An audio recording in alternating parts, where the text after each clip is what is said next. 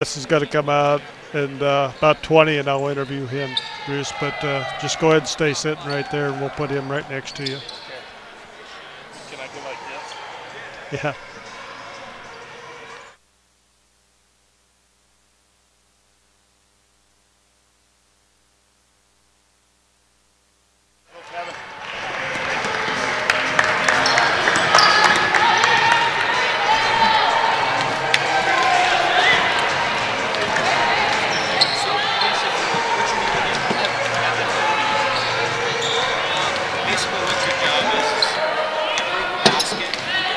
Hi, Heather.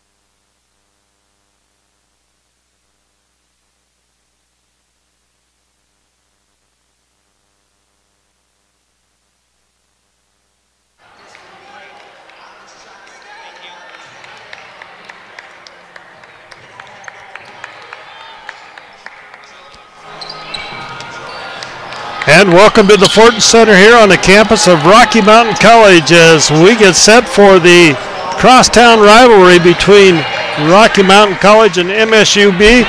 Joined tonight by Mr. Bruce Parker. Bruce, these games are always fun. Well, you know, they're crosstown rivalries, and everybody says they don't necessarily count. One team's NCAA Division II and the other's NAIA, but they do count because you're in the same town, you're fighting for the same fans, and you just want to beat your crosstown rival. And they had some great games last year, even though MSU-Billings had a wonderful season. Both teams went to the national tournament. Yeah, both teams very successful. Of course, MSU-B had, I think, probably one of the better players in the nation in the Division II, and Alicia Chamberlain, and she's on the bench, not this year, but coaching. She's got no uniform on. I've checked that already, and Kevin Wooden cannot put her in the game. But, you know, MSU-Billings last year, 25-12, just 12-8 in the GNAC conference, and then they came through and got really hot at the end of the season. Won the postseason tournament, got to the West Regionals, and went all the way to the Elite Eight. And an outstanding year, their best in school history. And speaking of coaches, we got head coach Wes Keller here. We'll chat with him a little bit. So, are we on good luck or bad luck tonight, Coach? What do you mean? Well, I don't know. Are we starting any new traditions here tonight? No, we're just going to go out and play. All right. I'm talking about our interview. I'm not worried about them. Well, if we lose, this will be the last interview I give, I guess. Coach, you had a few games under your belt. Talk a little bit about this group this year overall. No, we played 3 games. We haven't been tested in those 3 games. I thought as a whole, you know, a lot of kids have gotten able to play, got some minutes. And a lot of those kids are producing on the offensive end at a pretty high clip. Justin Jewell, Alyssa Big Man, you know, Alicia Chamberlain, those 3 are leading us in scoring right now. And they're not only leading us in scoring, but, you know, they're shooting the 3 highest percentages on the team, you know, field goal percentages. So they're taking the majority of the shots, but they're also putting them in at a pretty high clip. You know, another thing, just looking at your stats from these games, you know, you said really haven't been tested, but one thing that stands out to me, whether you've been tested or not, you're shooting 80% from the free throw line, which is good. Yeah, I mean, that's been one of our focuses this year. You know, last year I think we were around the 70, and you know, if we can end up 75 to 80, I think, you know, we might win a few more ball games just based on foul shooting alone. So, yeah, hopefully we can continue that tonight and see what happens. All right, Coach, not going to bug you too much. I don't want to have you blaming me for anything. So I just want to wish you good luck tonight, and stay healthy, and have a good one. Yeah, I appreciate it. Appreciate the coverage. And head coach Wes Keller, always enjoy talking to Wes, Bruce, but he's pretty superstitious. I'm surprised that he didn't make you move, because in the past he says he's told people to get out of that chair during the interview, because that's where he sits. Well, I'm still bigger than he is, and last year they lost here when he sat here, so maybe he's going to change things up a little bit. There we go. But Bob, they were 23-9 last year, a great season for Wes Keller and his basketball team. Went to the national tournament as the tournament host, and when do you get, unless it's like Duke and Kansas or something, when do you get two teams that both went to the national tournament playing each other this early? And I think there should be a good crowd tonight, even though the weather isn't cooperating outside. I hear it's trying to snow again, huh? It isn't trying. It's getting it done, but it's just I think the high tomorrow is supposed to be like 21 degrees, but it's going to be warm in here, and it's a great place to watch a game. And I'm a little disappointed that the two soccer teams won't be here. They're both on their way to Washington or Oregon for the Cascade Conference tournament, so we won't have them chanting in the stands tonight, which is always kind of fun. Yeah, it's always a great crowd, and we've talked about it in the past, this rivalry going back to, when we were kids, back in they still played with the round basketball, though, but, it's been quite a while ago for us now, but great rivalries back then, and, of course, then they were both in the same division. That made a little bit of difference. But like you said earlier, Bruce, in Division II, NAI, it doesn't make any difference. You're playing for the home standing rights here in tonight's game, and for the champion of Billings, Montana. Yeah, and Wes, as he mentioned, he's got 3 games under his belt, and he wasn't tested. 2 wins over Salish Kootenai and 1 over Yellowstone Christian. But, as you mentioned, they shot great from the free throw line. They shot a good percentage. Big man, I think she was at one game, she had 26 and didn't miss a shot. Right. And she is a great return to the Battling Bears lineup. And I like this team that Wes Keller has. He's got some shooters. I think he's got a much stronger bench this year. He can bring a lot of people off the bench who can provide some firepower, and I like the way they looked those 2 games. You play against who you play. There's nothing you can do about that, and you just want to play well. They didn't turn it over much. They shot a high percentage, and I think they showed that they can win some basketball games. Yeah, definitely. When we talk, you mentioned turnovers, and 24 turnovers a game, which is, definitely a high number. That's probably not. That's 24 total turnovers, I guess, not turnovers per game. Less than 10 a game. Yeah. So that's awful good for this early in the season. And you look at the assists, 45 assists, Bruce, on the season to 24 turnovers, and you always, as a coach, you always look at that 2-to-1 ratio there. That's pretty good. Yeah, and he's got veterans back on the team this year with Alicia Chamberlain and Brooke Jones and Markayla Francis. Justin Jewell has played well the first 3 games. Those 4 are veterans who have played a lot of minutes, and they should be used to taking care of the basketball, and they understand Wes now. Wes in his 5th year, over 500 now in the win column, and he's just done a great job with this program. He's got out in the community, and his teams are very competitive every game, and there's going to be some very good teams in the Frontier Conference this year. I see where Carroll College played Montana State pretty tough today up in Bozeman with the Kids Day that they have, and they had 7,000 plus in the Brick Breeden field for that game. Wow, that's cool. When we talk about the Frontier Conference, University of Providence, Great Falls will play this MSU-B team at Alterowitz on the 9th, so that would be today's Tuesday, Wednesday, Thursday, Friday, I guess, or something like that.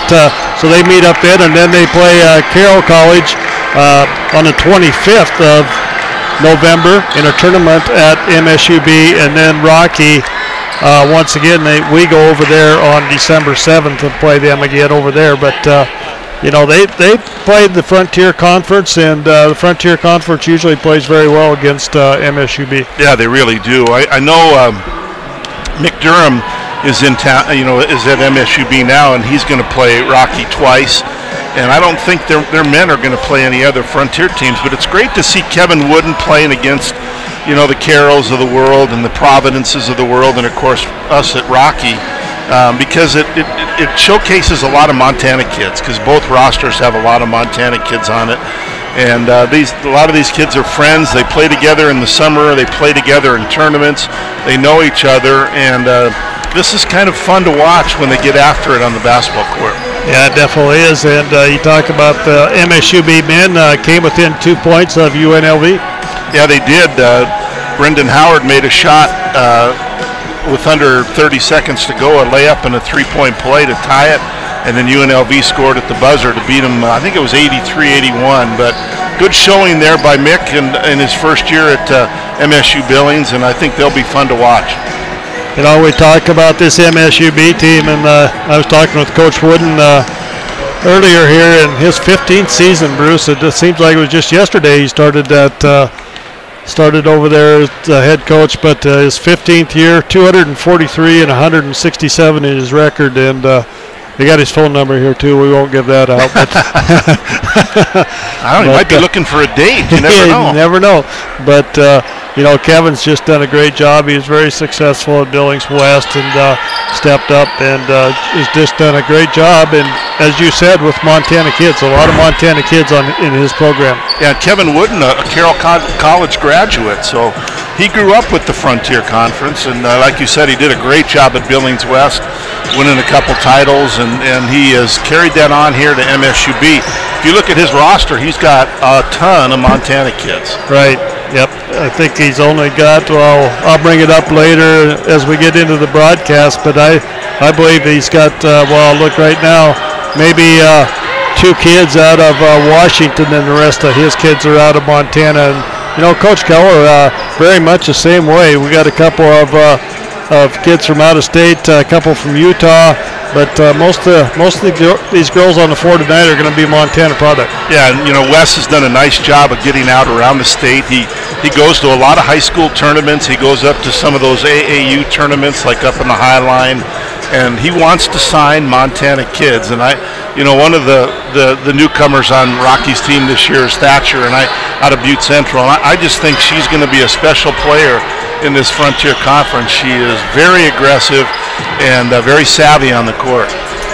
Yeah, and like I said in that game we did the other night, I think I said, and I really like her passing, and about that time she threaded the needle for an assist from about 70 feet away. That was prolific, to say the least. But, she comes from a great basketball family. Her dad, Chunky, and her uncle, John Thatcher, a good friend of all of ours, and a fellow broadcaster. And it's great to have a Thatcher out of Butte down here in Billings on the Rocky basketball team. Yeah, it definitely is. We enjoy that.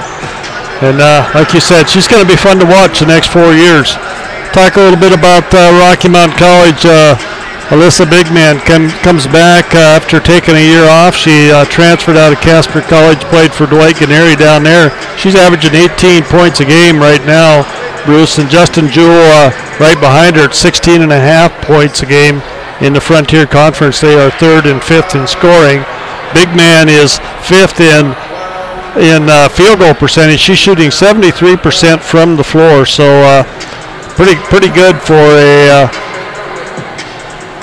shooter there at 73% from the floor. But as you mentioned, and I kind of lost my thought there, but as you mentioned, that one game she went 100% from the floor and the free throw line that night. And a couple of those were long threes. I was very impressed. And when she's making those 3-pointers, you have to come out and guard her. And she's got the quickness and the good first step to the basket to take it to the basket and go right by you, which we saw against Salish Kootenai. We'll see tonight when she plays against a team that's, I would guess, is going to be better defensively. Yeah. But, she showed some great skills on the basketball court. You got to remember, she's been out a couple years, so she's just going to get better and better every game. And then at the bottom of the sheet here, Brooke Jones is tied for third in the Frontier Conference with 1 block per game. And at the bottom down here is Chloe Thatcher. She's number 1 in the conference with 8 assists per game. Pretty good for a freshman. Wow, yeah, that means she can handle the basketball, and her turnover to assist ratio is really good. She hasn't turned it over much. And, Wes has got some kids, too, that he can bring off the bench that are very prolific three-point shooters, and I'll be curious tonight to see how he uses his bench. You bring up the turnovers there on Chloe. She has 7 turnovers and 16 assists. That's a pretty good percentage. We're going to take us a little break, Bruce. I got to save my energy. I know, it's a long night ahead, but at least it's warm in here and it's not snowing. We're going to take us about a 2.5 minute break, and we'll come back after this.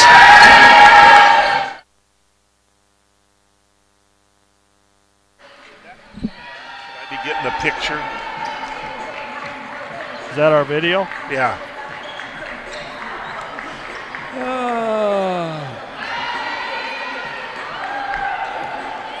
There she be. There it is. Okay, and I can just go. See, they're not even showing us. They're showing these guys.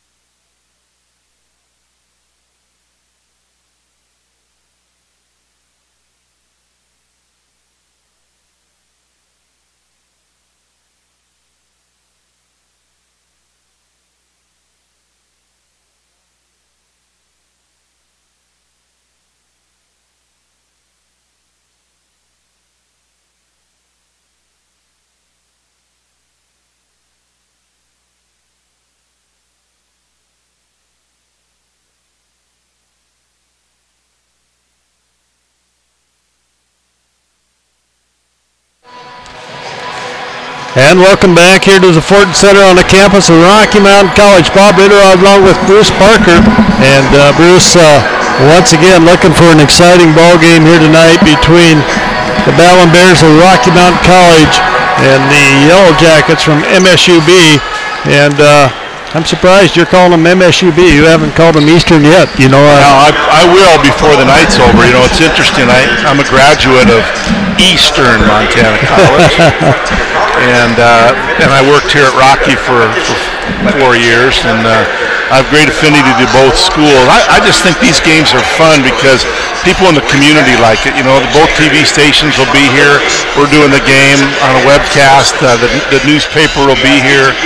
Everybody covers it. Everybody seems to be excited about it. And I think the coaches do a great job of playing the games on a night like tonight, on a Tuesday night, where it doesn't compete with any of the high school games, no high school football playoffs.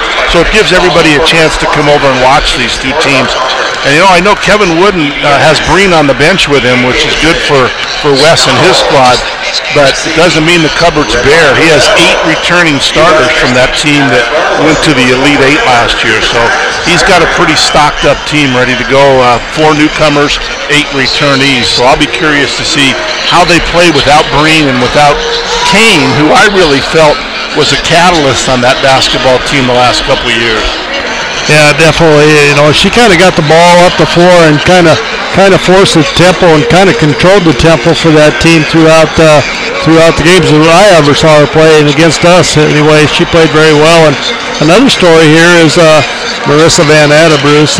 She played at MSU-B, and of course everybody probably knows about the battle that she had with cancer and fought that off, and she's cancer-free at this point, and you know, suiting up here for the Battling Bears and been getting some playing time, and it's really great to see her out on the floor, that's for sure. You know, Bob, it's an amazing story, what she had to go through. It was not an easy battle with cancer.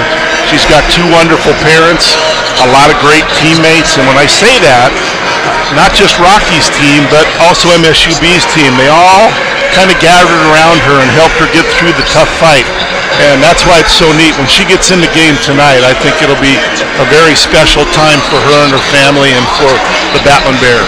Yeah, I do too. I think it's going to be a special moment for her, especially to, you know, to be able to walk on the floor and compete, you know, and enjoy it here, going up against her old team and playing on her new team. And like you said, both these teams really got behind her and for her cancer, and just a great story, that's for sure. So. And she's got quite a motor. When she gets out on the floor, she's all over the place.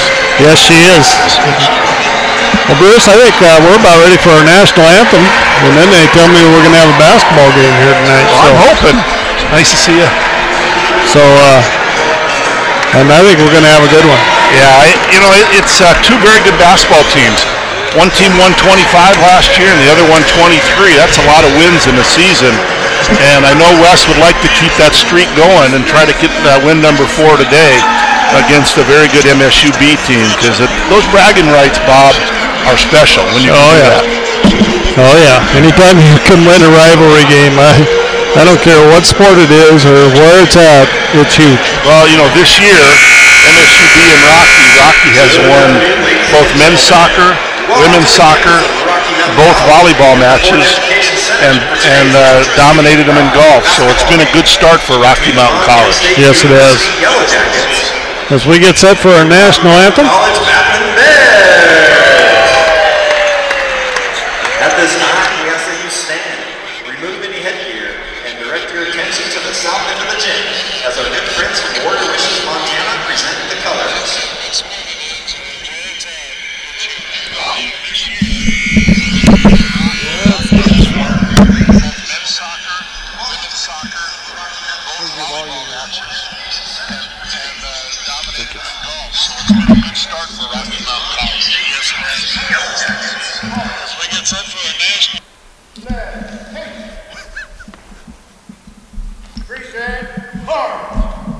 Please remain standing for the singing of our national anthem, performed by Rocky Mountain College student Carrie Peepas. Oh, say, can you see by the dawn's early light what song proudly we hailed at the twilight's last gleaming, whose broad stripes and bright stars through the perilous fight o'er the ramparts we watched.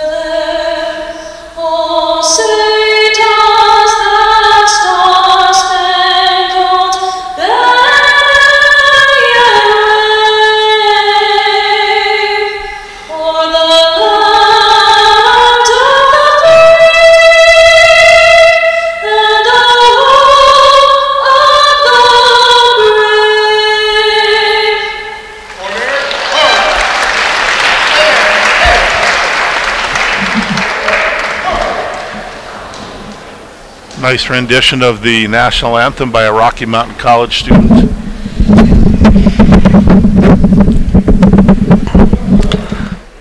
Yeah, we get your iPad turned down there, Bruce. I could hear that in the background, and I couldn't figure out where that audio was coming from. First for the Yellow Jackets. We're set, ready to go here, Bruce, as we get ready to go. Our starting lineup tonight, first of all, for the visiting MSU-B Yellow Jackets, it'll be number 2, Hannah Collins, a 5'5 sophomore out of Great Falls. Number 11 will be Taylor Edwards, a 5'9 senior from Great Falls. Number 15 is Vanessa Stavish, a 6' senior from Frenchtown. Number 20 is Taryn Shelley, a 6'3 freshman out of Shoreline, Washington. And number 22, Taylor Cunningham, a 5'11 junior out of Spokane, Washington. Head coach Kevin Wooden, and Bruce, I'm going to kind of keep an eye on this Taryn Shelley. She transferred from Washington State. I believe she redshirted there last year, but at 6'3", we'll see what she can do. Yeah, she's a good player. Stavish is their leading returning scorer at about 9.5 a game, and she's very talented. And the starting lineup for Coach Wes Keller, number 11, Chloe Thatcher, a 5'7 freshman out of Butte. Number 24 is Alyssa Bigman, a 5'10 junior from Hardin, Montana. Number 33 is Alicia Chamberlain, a 5'10 senior from Miles City.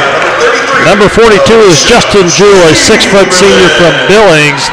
And number 44, Marqueta Francis, a 6' junior from Great Falls, Montana. A lot of size on this Bear team.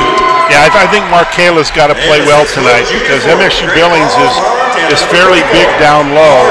The GNAC teams all have very big front lines, big physical players. And so Marquela's going to need to play well tonight, especially without having Brooke Jones in the lineup. That will really hurt the rebounding effort for the Battling Bears. Yeah, definitely. And I think that that's probably just everybody's going to have to kind of pull in, and I think Justin Jewell will probably make a big difference on the boards here to start this or in this game tonight as well. Yeah, I like the way Justin played the first couple games that we saw here in the Fortin Center, and if she can continue to score like that, that's going to make them pretty formidable. And Collins is going to get the first tip here, and the Jackets will start out with the basketball. Stavish has it, goes to Collins. Collins penetrates, nice penetration as she gets the Jackets on the board with a quick 2 points on her drive up the middle. I think she might have answered your question. She showed great quickness there to go to the basket. Bears come back the other way. Inside to Jewell. Both teams man-to-man here. Justin Jewell inside. Nice move with the left hand. Can't finish. Ball's knocked around. That's Thatcher picking it up. Here's Big Man, and she works well off that left side. And Thatcher says, if you can do it, I can do it too. And Chloe Thatcher gets the Battling Bears on the board with a penetration up the middle as well. She just doesn't look like a freshman out there. I don't think she is. Inside, and a turnaround shot's going to be missed in there by Shelley. Bears come back quickly the other way, and Marqueta Francis on the assist from Chloe Thatcher.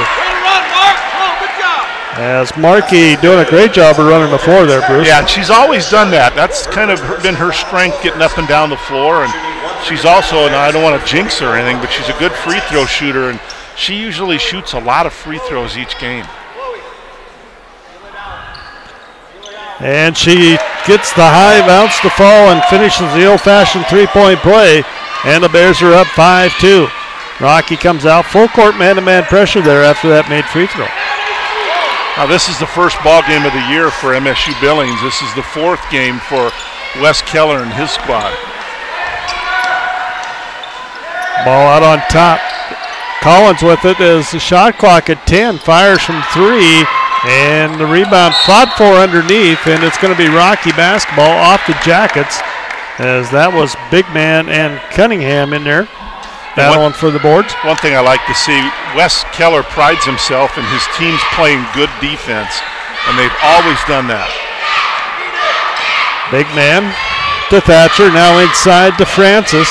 Markey with a jump hook, can't finish. And the rebound comes down to Stavish. Out to Collins. Collins got a lot of playing time last year, Bruce. She played, quite a bit as the off guard with Riley Kane basically running the point, where Collins is going to have to step up and take that point guard spot this year. Yeah, they're really stationing her up top. Shot clock down to 3. Ball's on the floor, picked up by Chamberlain. Chamberlain with the left hand takes it to the hole. It's up and good. Alicia Chamberlain gets on the scoreboard, 7-2. And we got a travel on the floor. Turnover against the Jackets. Bruce, you going to keep those for me? I'm going to keep them. That's All number right. 2. I must have missed one. Thatcher into Jewell, 15-footer baseline off, and it's going to go out of bounds, and they're going to say it's off the Jackets. It'll be Rocky basketball as Janessa Williams into the game. Williams will replace Shelley. Thatcher inbounds the basketball underneath her own basket. Gets it out front to Jewell. Chloe will set thing up. Back to Jewell. Chamberlain. Rocky on top. 7-2.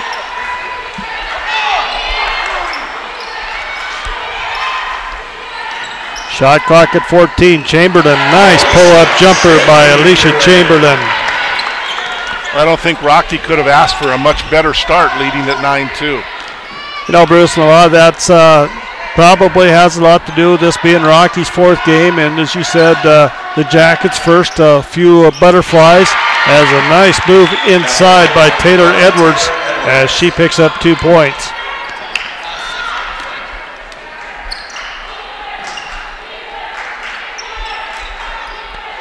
Chamberlain, nice move there, gets in the paint again, puts it up off the front iron, and the ball's knocked loose. We're going to have a whistle and a foul. I believe it's going to go against Marqueta Francis as she picks up her first foul. Bruce, that's something that might be key in this ball game, is Markey's going to have to stay out of foul trouble. Yeah, she is, especially with Brooke Jones not dressed out tonight with an injury that she suffered up at Salish Kootenai in their win up there in Pablo last week. Collins comes back for the Jackets. Has it out on top, penetration, and the ball's going to be knocked loose by Jewell, and we're going to have an over and back call. That is the 3rd turnover on the Jackets here. It'll be Rocky basketball right here in front of us. Justin Jewell inbounds it, goes to Thatcher.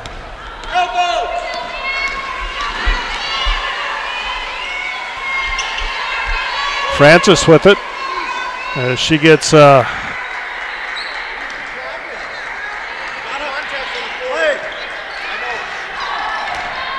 as Jewell takes it to the hole, puts it up, it's good. Maybe a contact problem with Markela. You know, I came in tonight a little early, Bob, and just wanted to spend time with you.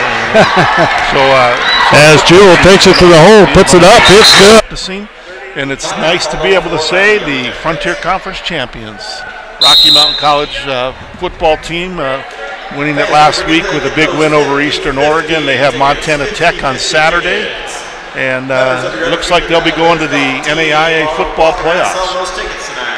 Yeah, it is. It's going to be fun. And, you know, Bruce, we were talking a little bit earlier. I was talking with Jeff Mulby as well, you know, and it's still going to be tough to host a game, that first playoff round game. I think I kind of, you know, it would be nice if we could, but it's, well, I think it's going to be tough.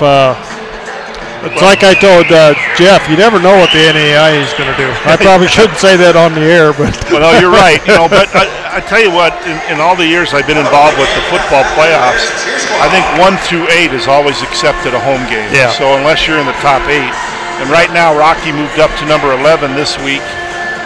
They'd have to have some special things happen next week. A win over Montana Tech would be first and foremost, and then hopefully some teams above them get beat. And, you know, that can always happen in this wild and wacky NAIA. So there's still a chance, and I know we're going to talk with Jeff Mulby at halftime about all the fundraising opportunities people will have to help out the Battling Bears with football and volleyball and soccer and cross country. And boy, it's been a great fall for Rocky Mountain College athletics.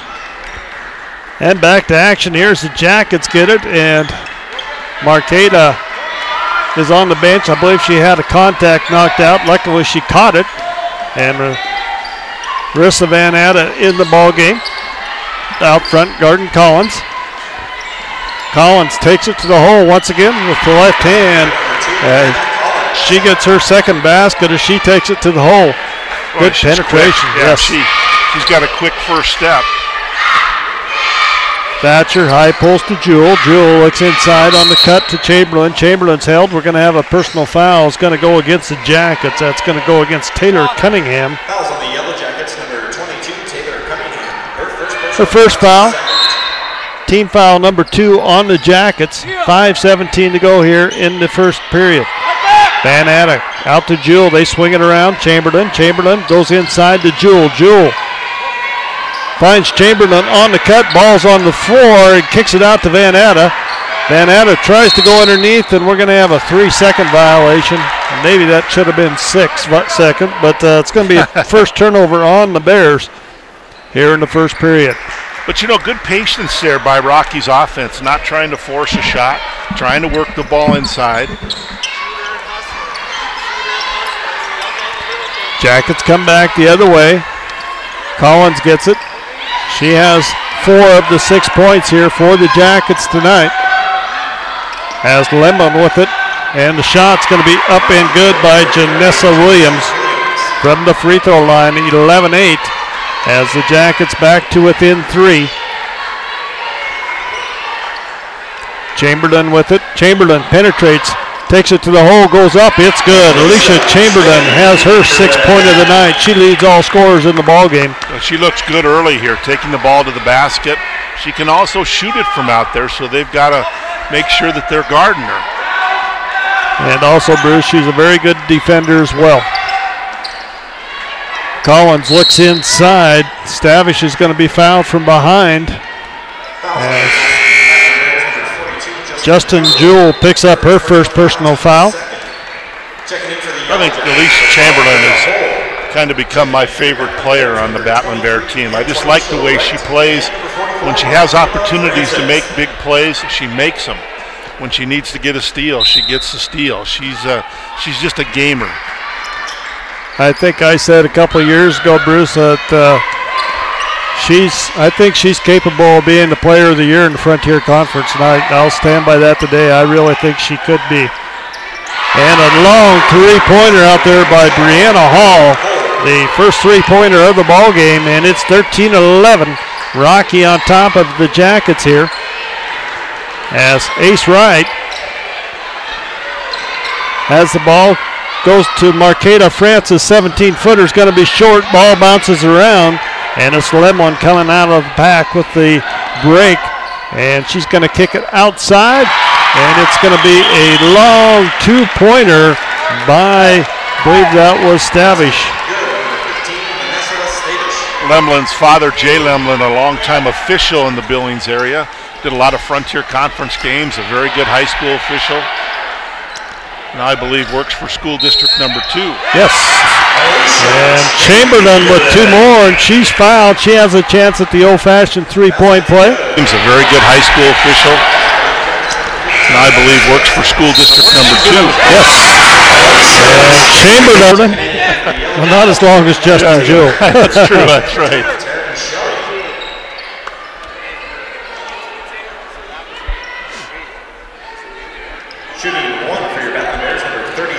Now you've said Ace's name, but you haven't said her real name. No, I'll get to that. Okay. Going to be off the back iron, no good, as the Jackets are going to come down. Lemlin has it. Shelley back into the ball game for Coach Wooden. Brianna Hall with it on the far side. Lemlin's going to be fouled by Thatcher, as Chloe will pick up her first personal foul. Big man back into the ball game for the Battling Bears will replace Chamberlain.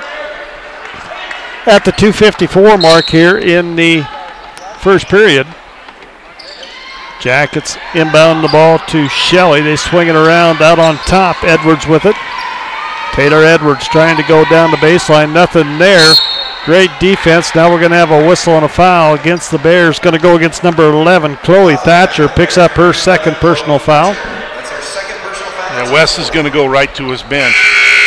Kiana Corpus comes in. Sophomore out of Boise, Idaho. We saw a lot of playing time last year. Got a lot of playing time actually in the national tournament in that one game. Shot is going to be up and good by Brianna Hall. A little fadeaway jumper there, and we're tied at 15-15, our first tie of the ball game. Actually second. We were tied at 2, weren't we? And the Bears are going to turn it over. That's their second turnover of the night. 2:24 to go here. Jackets with a chance to take the lead here. They led this ball game 2-0 to start.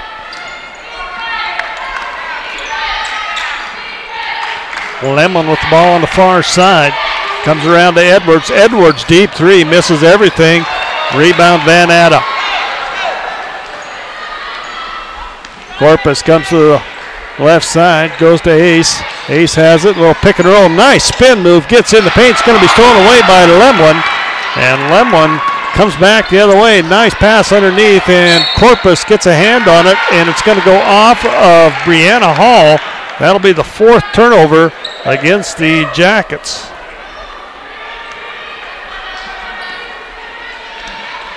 Pace is picking up a little bit in this one, Bob. 1:50 to go here in the first period, tied up at 15-15.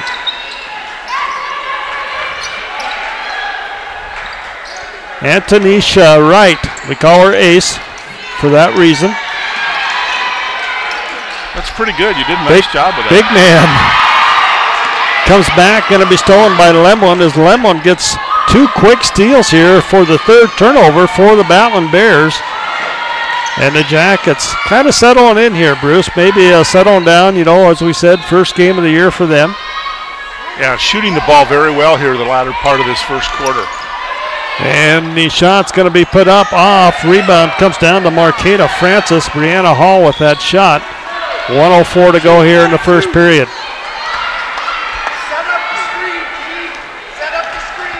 Corpus with it out on top. And it's going to be stolen away. Coming back the other way is Williams, and it's up and good as Janessa Williams gives the Jackets the lead. At the 42nd mark here, Corpus goes to Big Man. Big Man step back, three-pointer's going to be off of the cable, out of bounds, turnover. Checking in for the Yellow Jackets, number 2, Hannah Collins. Number 15, Vanessa Stavish. And number 22, Taylor Cunningham. Cunningham, Stavish, and Collins coming in for the Jackets. Pretty good crowd on hand tonight for a Tuesday night. Everybody's voted. Snowy Tuesday. Snowy Tuesday. 17-15, MSU-B on top. They'll go for the last shot here. Stavish comes out, goes to Collins. Collins with it. Down to 14. Coach Wooden calling out the play. Collins gets a screen from Stavish. Now Collins tries to penetrate. Going to be stolen away by Big Man.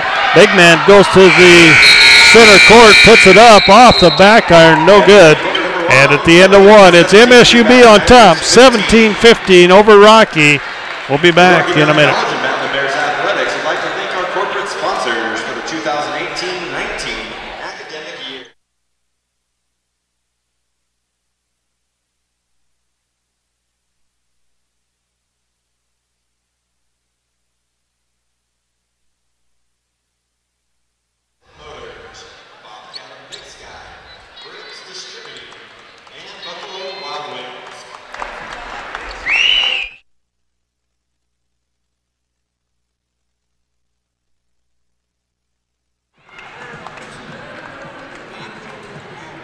Cameras look good. Yeah, those are, that's a new one.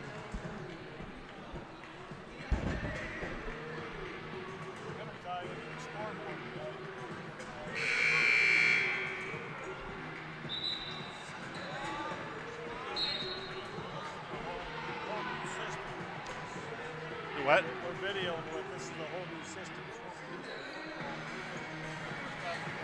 it be a lot easier for you to get set up? No wires. Oh, wow.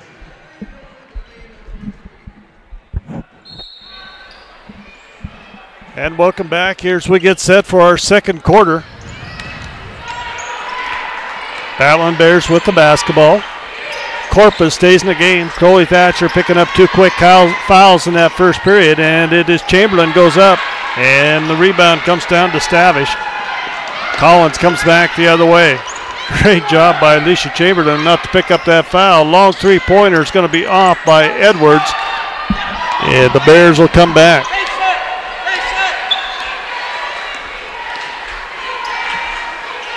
Big man with the basketball. Big man with it out on top. Yet to score in this ball game. She's the leading scorer for Rocky.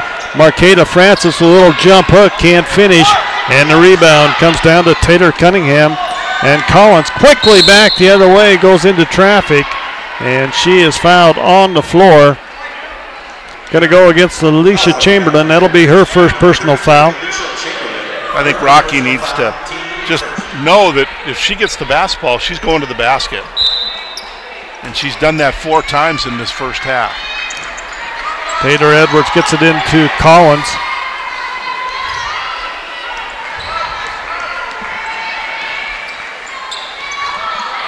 Stavish with it out on top, out of Frenchtown. Nice pass inside. No look pass by Stavish.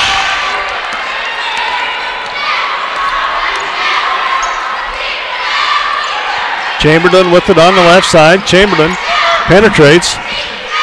Goes to Big Man. Big Man goes to Justin Jewell. Jewell and Big Man, the leading scorers for Rocky, quiet in this ball game. I don't think either one of them have had a shot yet. And there is Big Man's going to roll one over the rim. Rebound Marqueta Francis.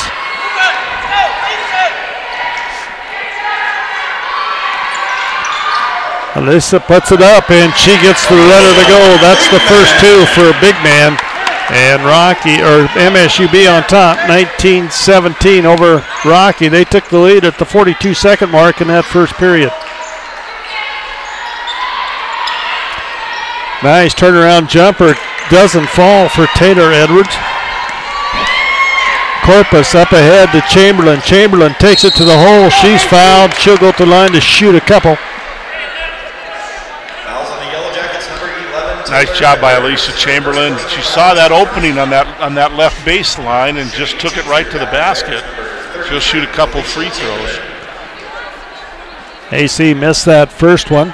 Looking for her first make from the line tonight. And she finds the bottom of the net for that one, Bruce. Custer County High School. Got some great athletes coming out of Miles City in that town. I always liked football games there. What was it, Denton Field? Is that? Yep. And I think it's named after Stanton now, right? Connors, I believe. Connors. As AC's going to go 1 for 2 from the line. 19-18, MSU-B still on top. Long three-pointer is going to be good by Stavish as she hits her first 3 of the night. 22-18. Jackets on top of the Bears here.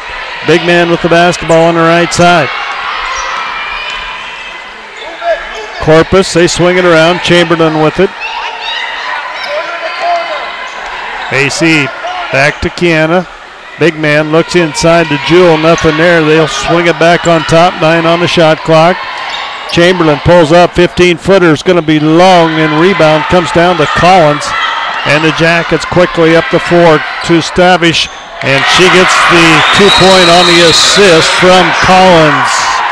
As Vanessa Stavish picks up her 9th point of the night, and Coach Keller wants a timeout on the floor. They'll stretch it to a full 6:59 to go.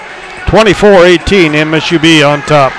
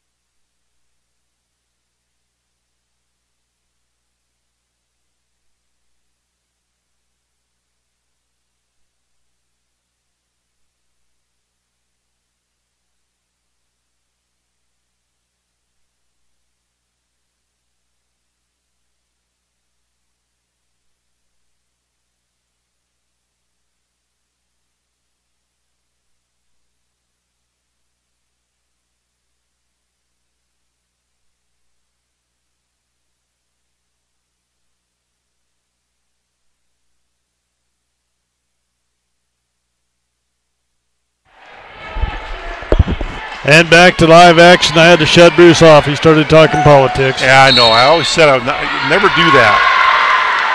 And we got a turnover on the Batman Bears, a offensive foul. That's his 6th turnover. And Marqueta Francis picks up her 2nd personal foul. As Van Atta set to come back in, next dead ball for the Batman Bears. Yellow Jackets on a little bit of a run right now. Up by 6:36 to go. Collins with the basketball. Collins is going to penetrate, takes it, puts it up, and it's going to be off of the Jackets. It'll be Rocky basketball. And Van Atta will come in for Marqueta Francis. Got to be a special time for her, too, to be playing against her old team and all she went through. Yep, it's and she's always played well against us when she was at MSU-B, so I'm looking forward to return the favor. Yeah. Justin Jewell goes up. She's maybe fouled a little bit there, but no call, and Collins comes back the other way. Stavish, they swing it around far side. Taylor Edwards with it. Back to Collins. Hannah not only good on the penetration, Bruce, but it seems like she's everywhere on the basketball floor. Yeah, she's got great quickness, and obviously she's got to be the one this year because there's no Kane to handle the basketball. Bears come back the other way. Chamberlain has the ball out on top. Corpus with the basketball. MSU-B's done a nice job of not allowing Justin Jewell to catch the ball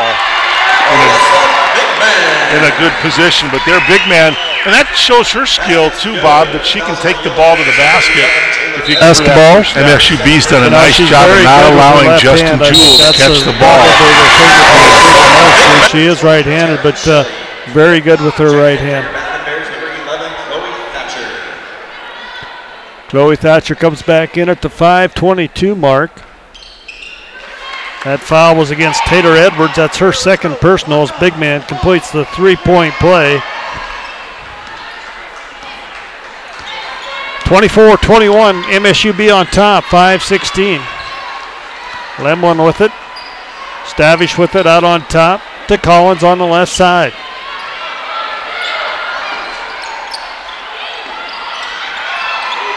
Seeley into Stavish, up for 2 as she gets 2 more. As she has 11 points on the evening, 26-21. Came in averaging 9.5 points a game last year. They look to her to maybe take over that big scoring that Breen departed with. Boy, Breen was a great player. Yeah, she was. She was a special one. Came back, had to sit out her senior, in between her junior and senior year there. She tore an ACL as Chamberlain takes it to the hole, can't finish, and then going to pick up a frustration foul. That'll be her 2nd, I believe. Yes, it will. Bears getting, they have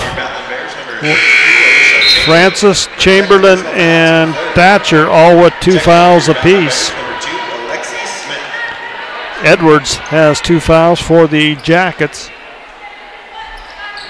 Smith into the game for the Batman Bears as Collins will bring it up. 4:24 to go here in the 2nd period. Collins guarded by Thatcher out there. Rocky in a man-to-man defense. Shealy goes to the Lemon. Lemon has it. Dumps it off underneath to Shelley. And the shot in the corner is going to be off by Hall. And Thatcher comes back the other way. Goes to Smith. Smith out to Jewell. Jewell puts it on the floor. Tries to go underneath the Van Atta. And we got a whistle and a foul.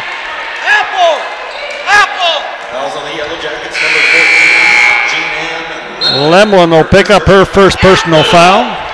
Checking in for the Yellow Jackets, number 30, Janessa Williams. Thatcher will inbound it. Go Lex! Thatcher looking inside, now goes out to Smith. Smith goes inside to Van Atta. Van Atta goes up with the scoop shot. It's good. Marissa Van Atta. Gets her first points of the night, back to within 3. MSU-B 26, Rocky 23, 38 to go here in the first half. Shelley with it, hands it off to Collins. Collins is going to be blocked by Thatcher. Thatcher got to be careful she doesn't pick up that third foul here, Bruce, in the first half. Yeah, I think they'd much rather her shoot that long three than drive to the basket. So good defense by the Battling Bears. Jewell gets a nice block, 6 turnover, but the Battling Bears turn it right back over. And this is going to be, shots going to be put up by Hall. And Rocky will come back the other way. Thatcher will set things up on top. Thatcher looks inside Van Atta at the free throw line. Van Atta. And she's going to be fouled.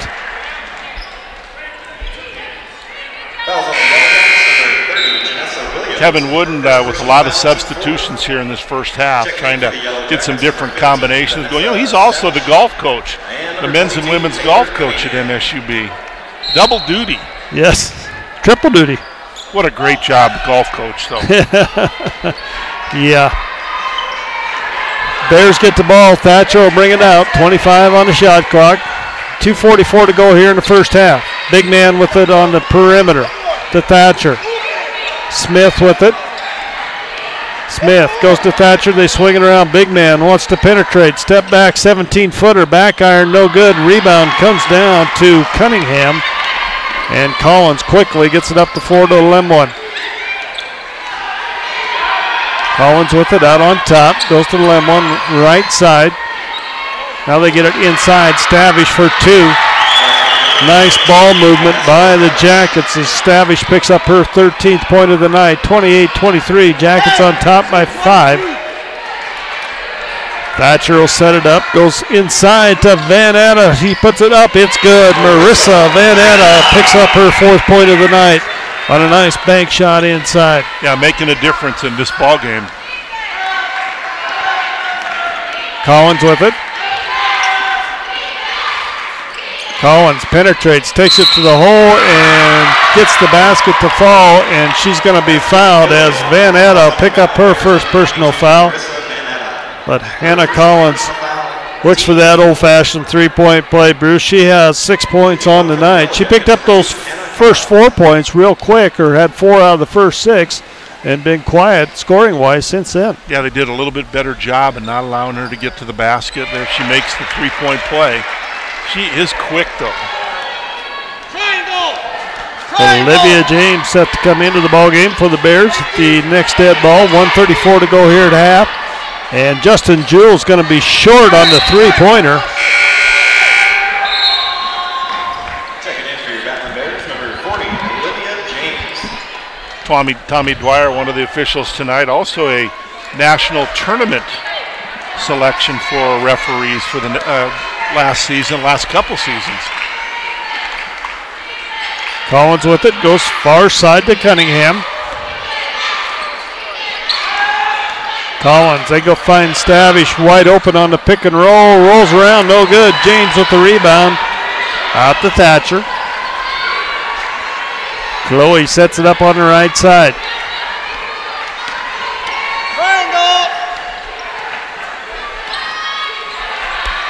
Marissa Van Atta takes it to the hole. It's off, no good.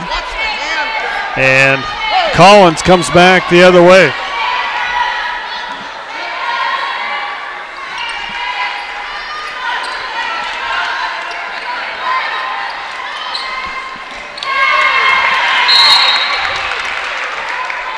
Seven turnovers on the Jackets, 35.7 to go.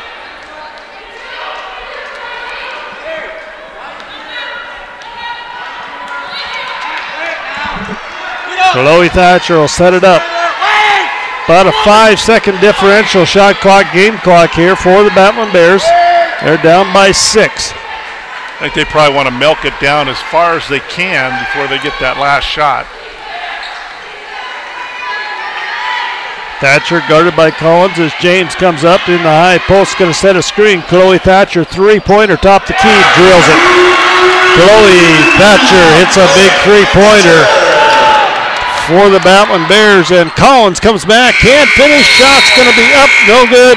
And at the end of the first half, it's the Jackets on top by the score of 31-28. Bruce, they led 17-15 at the end of one, and they maintain that slim lead here going into halftime. We'll take us a break here, about a 5-minute break. We'll come back and should have some stats to talk about at that 5-minute mark. ESPN Billings.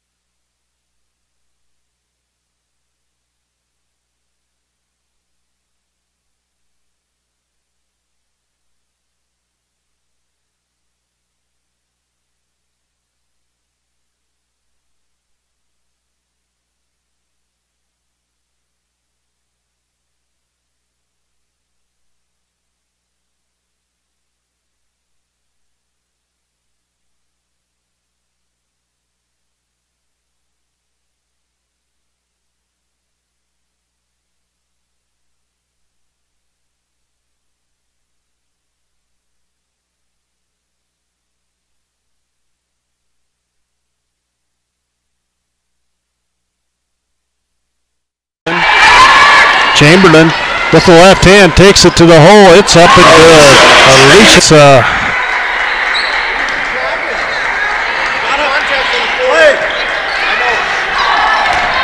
As Jewell takes it to the hole, puts it up, it's good. It's back to within 3.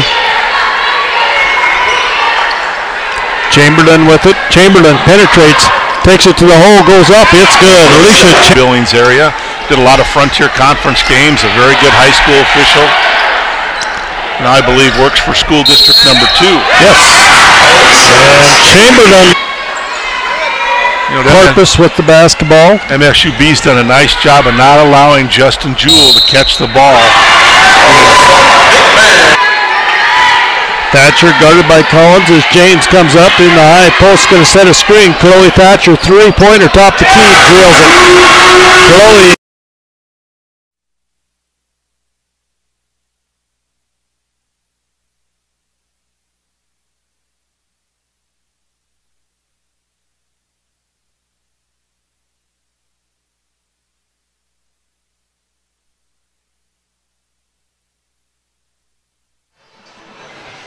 And welcome back here to the Fortin Center on the campus of Rocky Mountain College. Bob Ritter along with Bruce Parker. And Bruce, I've got some halftime stats here. Scoring, first of all, for the Jackas, it's Stavish with 13 points. She leads all scorers in the ball game. Collins with 7, Edwards with 2, Hall with 5, and Janessa Williams with 4 points. They have 7 turnovers in that first half, 12 rebounds, all defensive. They do not have an offensive rebound in that first half. They shot 50% from the floor.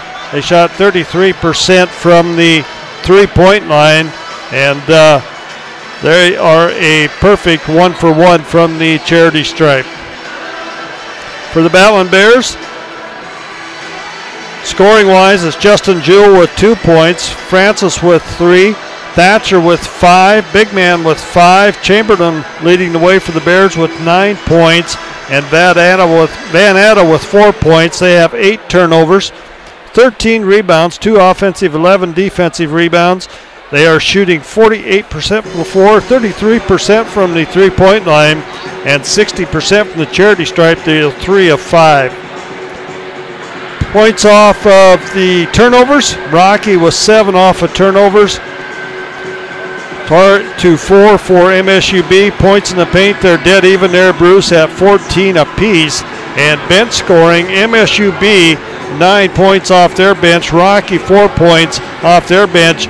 And actually, Bruce, I think the strong point in Rocky's wins up to this point have been the points off the bench. Yeah, and they've got 4 from Marissa Van Atta, and that's it.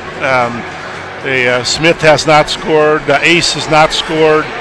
They got to get some production from the people coming in the ball game, because it's going to be a fast-paced second half, and the benches for both teams are going to be crucial.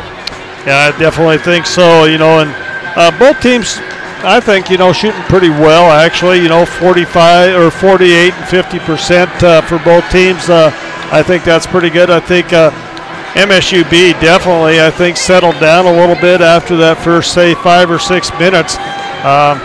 But boy, I'll tell you what, they've taken some deep shots. Yeah, they have. They like to shoot the long three. Really, Rocky hasn't shot many threes in that first half. The defense for MSU-B has been very good. They did a great job on Justin Jewell and also on Big Man for the most part of the game. Big Man then got 5 points late in that first half to keep Rocky in the game. I really thought Chloe Thatcher played very well, whether it be defensively or offensively. She scored 5 points. She's got a couple of assists, and she's played great defense. I watched her on one possession defensively, and they tried to go backdoor on the freshman, and she just stepped back and stopped the backdoor cut, and then she came through and got a steal. So she plays on both ends of the court, which I really think make her very valuable on the floor. She's got to stay out of foul trouble. Yeah, 5 points, 4 assists in that first half, and she has got the only 3-point made for the Battling Bears, and she made that one as the time running down there in the first half. But yeah, I think we talked about bench, and I think it's going to be huge what the benches can do here in the second half, because I think that the energy level is going to step up a little bit as well, and the adrenaline, I think now that they've adjusted a little bit in the locker room, I think the adrenaline level will come up as well. Yeah, I think you're right, Bob. And speaking of adrenaline, maybe we can get a quick shot in about the fundraising that's going on currently for postseason play for all these Battling Bear sports that are going to go on to the postseason. The volleyball team goes undefeated in the Frontier Conference, 12-0. I think 27-3 overall. They're going up to Butte for their tournament, and then they'll go to Sioux City, Iowa for the national tournament. The football team wins the Frontier Conference. Where they'll go, they'll find out next Sunday, or if they'll have a home game. This Sunday. Yep.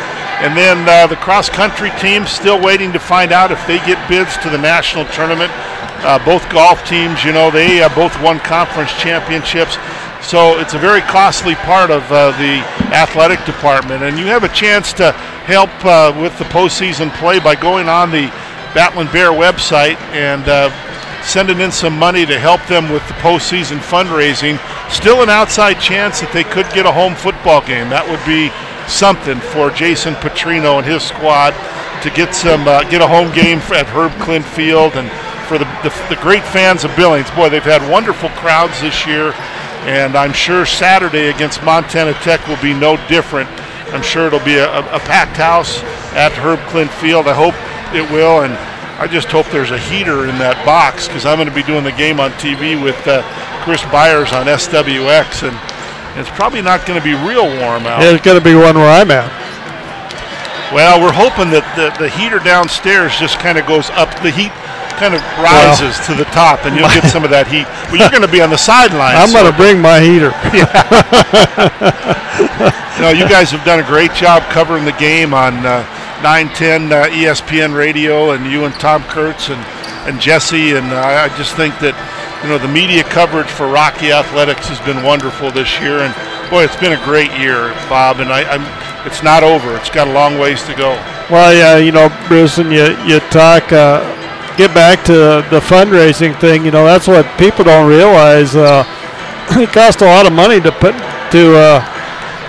65, 70 kids and 6-8 coaches on a couple buses and go down the road to these these playoff games in football and even volleyball and basketball or whatever you're going. It's a lot of money that when you're successful, it takes a lot of money to make that postseason play. Yeah, I had a president at Carroll in all my years up at Carroll, and he had a great line to me one day. He says, "Boy, it's expensive to be good." And I said, Yes, "You got that right." Yes, it so is. Just get the checkbook open, and you want them to win. You want your teams to be competitive. And both Coach Duffy's soccer teams are both going to the Cascade tournament, so they're on their way out to the West Coast, and they've got a chance to get to the national tournament. So it's been maybe as good a fall for Rocky Athletics as I've ever seen. The women's basketball team is picked near the top of the Frontier. The men are picked to win it. So it could be just a wonderful year for Rocky Mountain College. Yes, it is. We're going to take us a little break here, about a minute and a half. Come back for our second half action after this.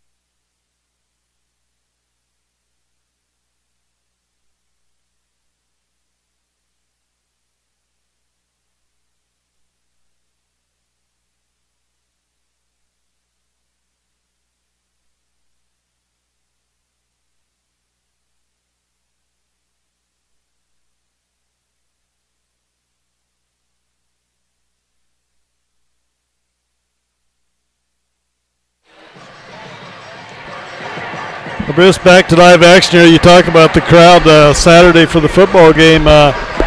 Typically our best crowds are Tech and Carroll, but we have had great crowds this year. Yeah, it's been great to see the fans come out.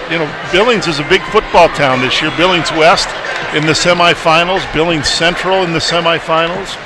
West with one loss, Billings Central undefeated. And I'm not sure, is their game here this weekend? Yeah. At the Rocky Bowl, Herb Clint Field. Well, it's been a great addition. They'll play Friday night. For Billings Central. Central will play Laurel. Laurel. That's right. That'll be a huge crowd for the rivalry game.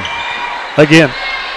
And Vanessa Stavish puts it up. It's a long three, and Shelley runs down the loose ball. It's going to be stolen away by Marqueta Francis. As we are underway, that's the 8th turnover on the Jackets here in the ball game. Chamberlain with the ball on the left side. Thatcher into Francis. Marqueta, spin move with the left hand, up and good by Markey. You watch her do that, Bob, and you think you could probably do that anytime you want it. She's so quick when she makes that spin. Markey, the man-child, I call her. Yeah, what a great personality, too. Oh, she's a card. Yep, she's a character. She's fun to be around. Nice move inside by Edwards, and the putback. Shelley gets the putback. That's her first points of the night. That might have been one of their first offensive rebounds. It was their first offensive rebounds, I believe. Thatcher goes to big man for three. Deep, it's good. She's got a quick release. You better guard her. Offensive rebounds, I believe. Big man gets Thatcher goes to big man for three. Deep, it's good. 33-33. Our third tie of the ball game. 8 points for big man now. Came in averaging a little over 18 a game. Collins with it.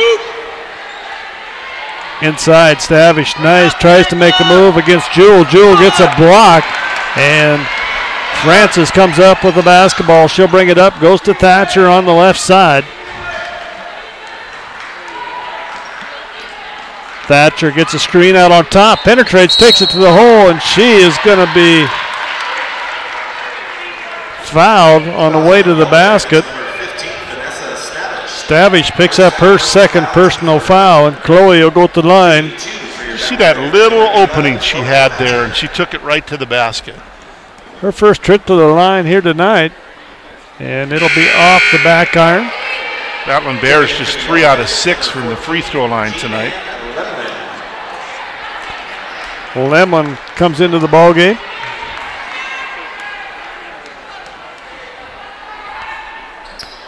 And Thatcher gets the second one. She's 1 for 2 from the line.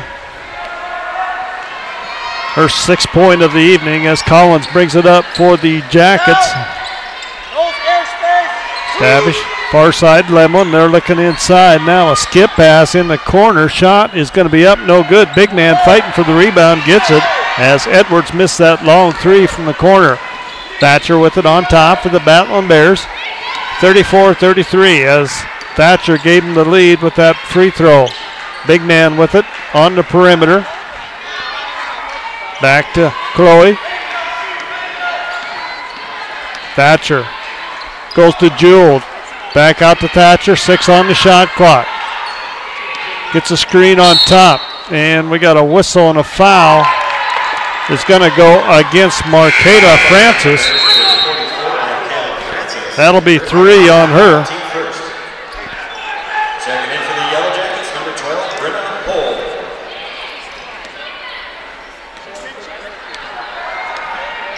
I'm not sure. Was it a blocking foul? Illegal screen. Collins has it out on. Now goes to Lemlin. Lemlin with it on top. Goes to Hall. Hall looks for the hole. Dumps it off underneath. Nice pass to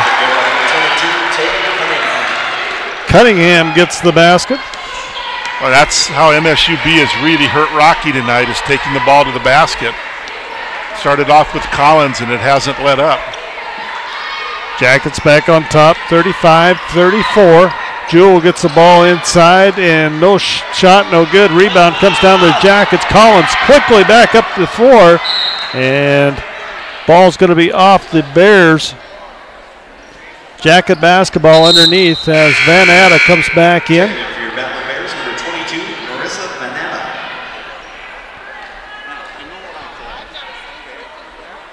Wes Keller talking with Markayla Francis above our table. Jackets get the ball inside. Stavish with it. Kicks back outside. Stavish gets it back.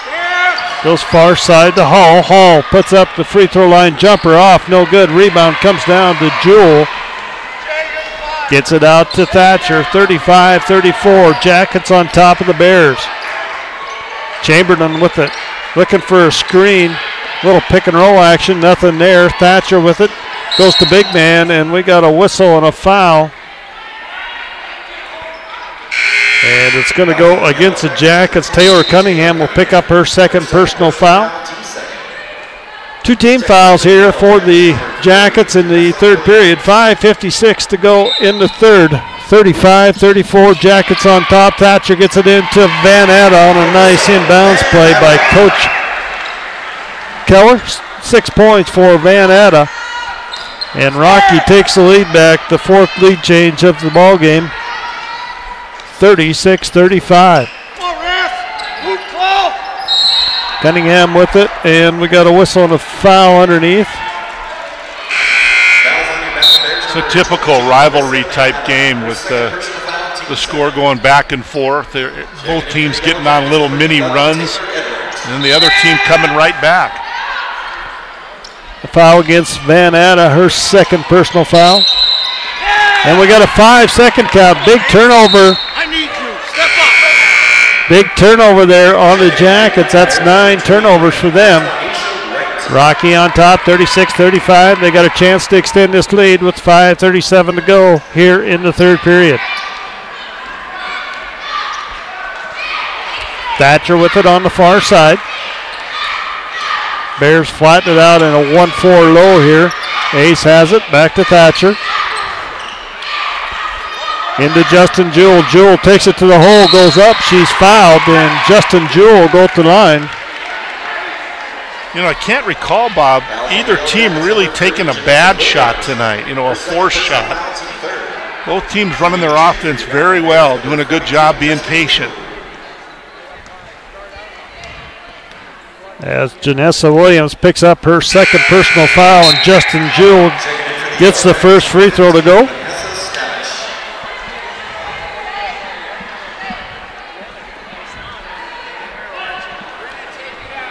Stavish will come back into the ball game, and Jewell hits the second free throw. She's 2 for 2.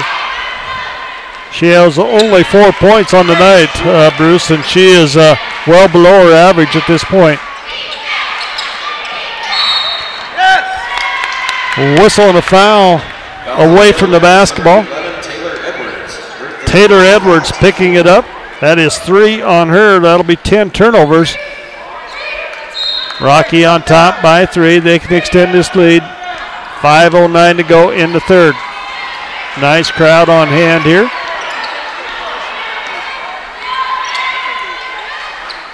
Justin Jewell gets the ball in the paint, trying to make a move inside, kicks it out. Chamberlain with it on the perimeter. Shot clock at 14. Chamberlain, nice step-through move with the left hand to Alicia Chamberlain. Picks up her 11th point of the night. I think sometimes teams playing Rocky forget that she's left-handed. She has that crossover. It's tough. Yeah, it's really tough. Nice turnaround shot inside, no good, and the rebound will come down to Thatcher.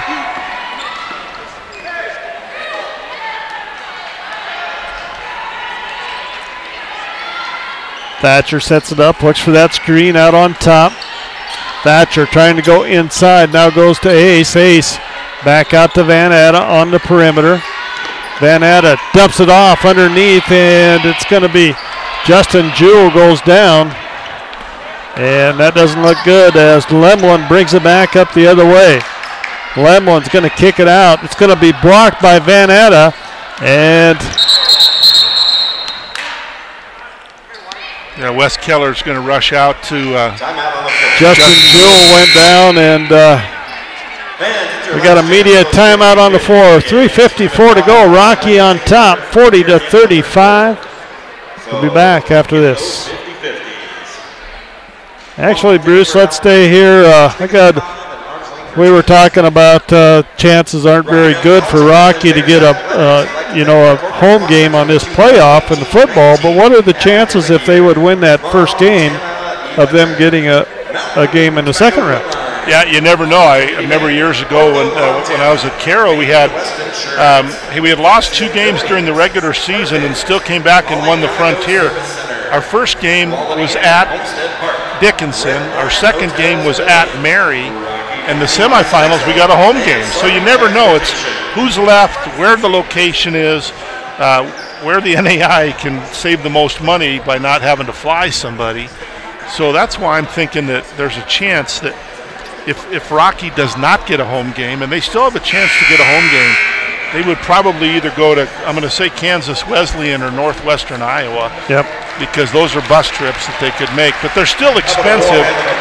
So the fundraising has to begin to try to raise money to help pay for this travel. And like we said earlier, Bob, it's expensive to be good, and really Rocky Mountain College needs everybody's help right now to try to get this taken care of in the playoffs. Yep, it's Wes has kept his jacket on tonight. No tie tonight, but he's got the jacket going. Yeah, and by the looks on his face, not looking good. See Dr. Elliott headed down to the locker room as well to look at Justin there. She's had knee trouble in the past, and just a great gal. I just hate to see things like that happen to anybody, but Justin has been around for a long time and played hard and competed well here, and really playing well to start out her senior year here. Yeah, she scored well, over 16 a game in her first 3 games. I just hope it's not real serious. But usually when Doc Elliott's heading down that way, it's not a good sign. Cunningham picking up the foul. That is her 3rd personal foul as Ace goes to the line. Her first trip to the line tonight. And she gets in the scoring column with her first point.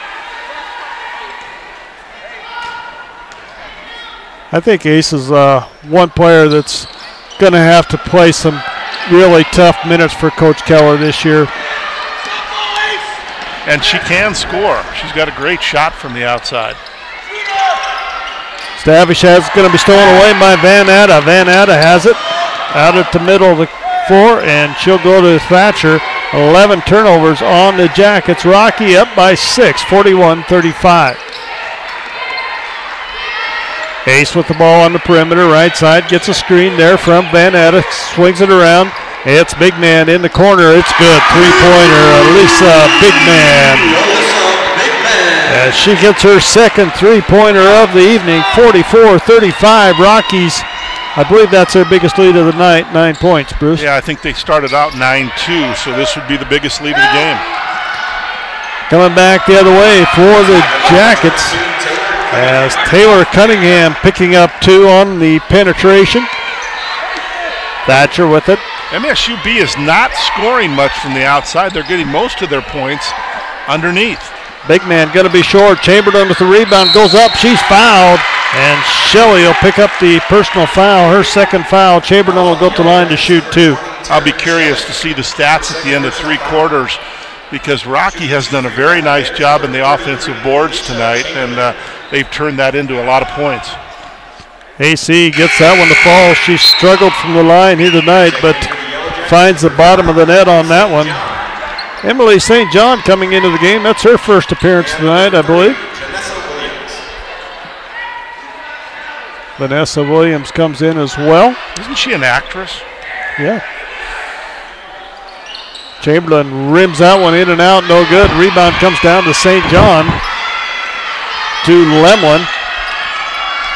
Chamberlain usually a very good free throw shooter.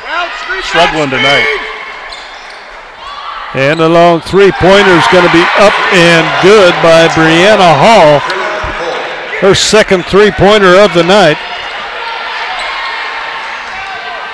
Thatcher with it.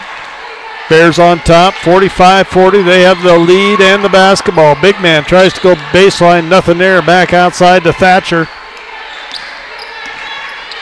Thatcher gets a screen, now a little pick and roll action. Back to Chloe. Chloe finds an opening, takes it in. 6-foot jumper's good by Chloe Thatcher. Thatcher gets a screen, now a little pick and roll action. Back to Chloe. Chloe finds an opening, takes it in. 6-foot jumper's good by Chloe.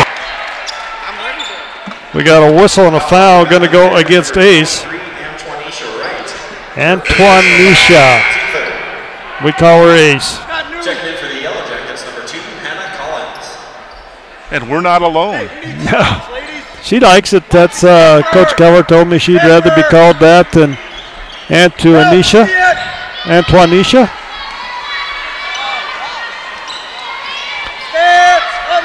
Collins with the basketball out on front, setting things up. That had to be close to a 5 count. They go inside. Stavish goes up in the shots, no good. Chamberlain comes down with a rebound. She's sitting on the basketball, and don't think you want to mess with those old farm girls. Rocky's going to get the basketball on the alternate possession. Good defense there by Rocky. Been a good quarter for the Battling Bears. With 47-40 our score here.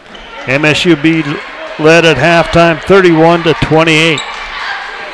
1:06 to go here in the third.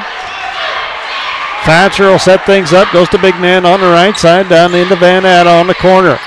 Van Atta penetrates, now finds a hole, nobody there, and Marissa Van Atta goes in for 2. She has 8 points on the evening as Collins comes back the other way for the Jackets. Hall with it out on top, back to Collins. Collins looked at the long shot, didn't get it, and the ball's going to be stolen inside by Thatcher. I believe that's 12 turnovers, 49-40. Rockies tied their biggest lead here, 25 seconds on the shot clock. There is about a 1/10 of a second or 2/10 of a second differential here, shot clock, game clock. 15. Thatcher looks up at the clock, guarded by Collins, goes to big man. Big man has it, goes in the corner. Chamberlain back to big man. They swing it around. Thatcher on top. Now they find Chamberlain underneath, and it's up and good. Alicia Chamberlain picks up 2. And Alicia, with her 14th point of the night, gives Rocky their biggest lead of the night. Top. Now they find Chamberlain underneath, and it's up and good. Alicia Chamberlain picks up 2.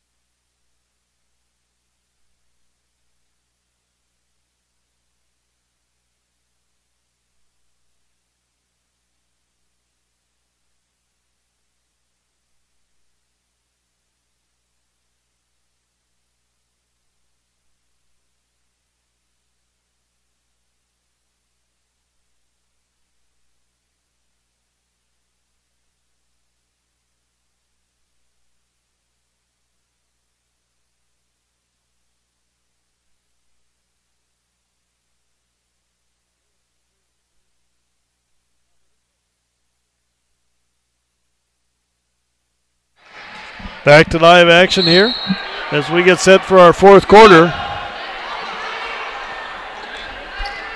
Big quarter for the Battling Bears in quarter number 3, outscoring MSU-B 21-7 to take that big lead. Collins with the basketball to start the fourth period here. Now they get it inside. Turnaround shot, Stavish up, no good. Rebound fought for. It's going to be off the foot of somebody. It stays with the Jackets. What's the offensive rebounds in that ball game so far? MSU-B has 2 and Rocky has 3. Not very many, Bruce. No. Stavish gets the ball to Collins. Collins with it out on top. Looks like Rocky still in a man-to-man defense, and we got a whistle and a foul as Collins will go to the line to shoot three as Alicia Chamberlain picks up her third personal foul. Yeah, not a great foul that far away from the basket. Collins is 1 for 1 from the line here tonight thus far. And she gets the first one to fall. She has 2 more to go.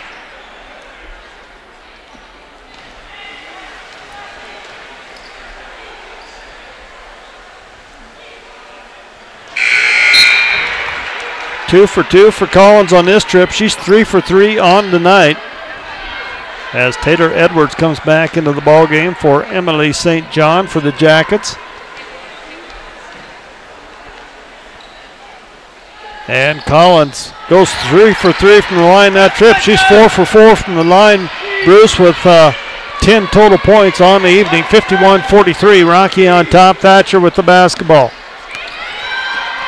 Thatcher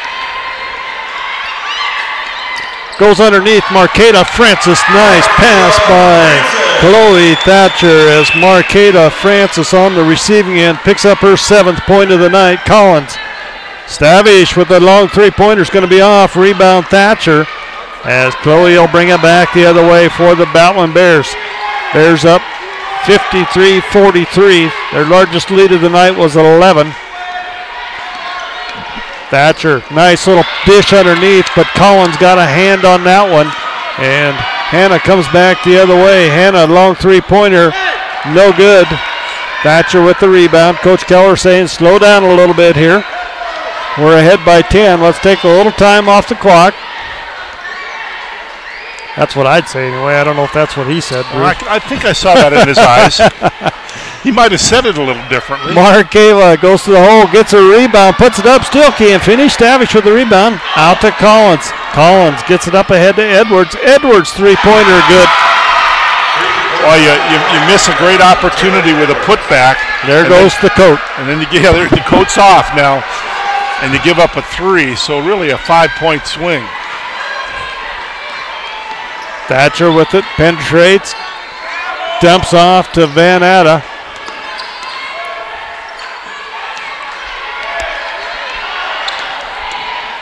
Van Atta, Ace is going to lose the handle on the basketball. It'll be off a jacket.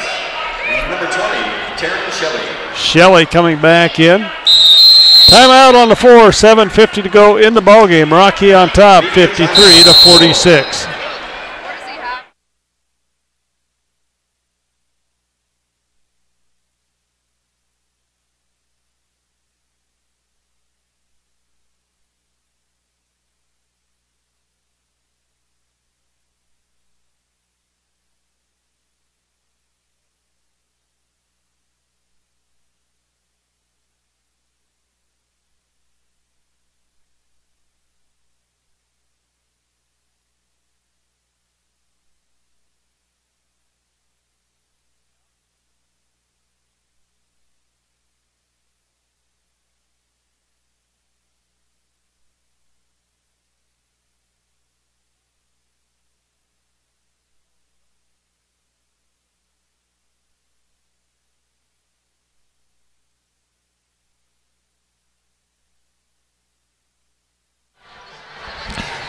$7:50 to go in our ball game. Rocky on top, 53-46. MSU-B making a little run here, Bruce. Yeah, they are, and it's like we said. Everybody's going to have their little runs in this game, and who can have the last one is going to win the game. And the Bowtland Bears, with that great third quarter, need to maybe get a basket here to kind of stem the tide a little bit. It'll be Rocky basketball underneath their own basket. Thatcher will inbound it. They set it up. They go inside to Van Atta. Van Atta goes up, blocked by Shelley. And Jackets get the turnover off the Bears, and the Bears or Jackets come back the other way. Collins will set it up.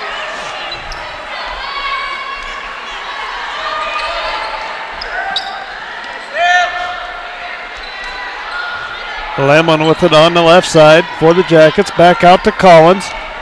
Collins takes it to the hole, and she's going to be whistled for a travel. Checking in for the Yellow Jackets, number 15, Vanessa Stavish. 13 turnovers. You're in mid-season form tonight. I'm just happy to do basketball. That soccer and volleyball are getting hard on me. Yeah, and throw a couple football games in there for you too. Yeah. Chamberlain with the basketball on the far side. 7:09 to go. Nice little move there inside. It's going to be knocked around. Jackets come out of there with the basketball. They get it up ahead to Lemlin. Lemlin with it on the left side. 11 turnovers in the basket. Shot is up and good. Three-pointer by Lemlin. 53-49.